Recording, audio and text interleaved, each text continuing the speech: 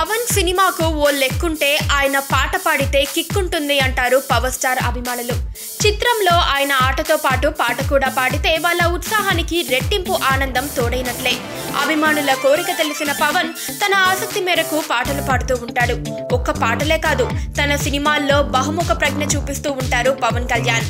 Choreography, stunt direction, దర్శకత్వం ఇలా తనకు తెలిసిన ప్రతి విభాగంలో భాగమై సినిమాకు మరింత వినోదాన్ని జోడిస్తారు. కెరియర్ ప్రారంభం నుంచి పవన్ శైలి ఇంతే. ముఖ్యంగా పవన్ పాడిన పాటలు ఎక్కువ ఆదరణ పొందాయి. ఇటీవల అత్తారింటికి దారేదిలో పవన్ పాడిన కాటమరాయుడా పాట సినిమాకు మరో ఆకర్షణ అయ్యింది.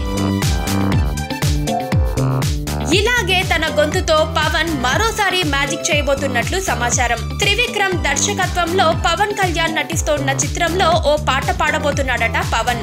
ఈ సినిమాకు సాఫ్ట్వేర్ బాబు అనే టైటిల్ ను పరిశీలిస్తున్నారు.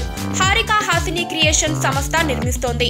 త్రివిక్రమ్ పవన్ కాంబినేషన్ లో వచ్చిన గత చిత్రాల్లాగే పూర్తి స్థాయి వినోదంతో ఈ చిత్రం తెరకెక్కుతోంది. ప్రస్తుతం సాఫ్ట్వేర్ బాబు రెగ్యులర్ షూటింగ్ హైదరాబాద్ లో జరుగుతోంది.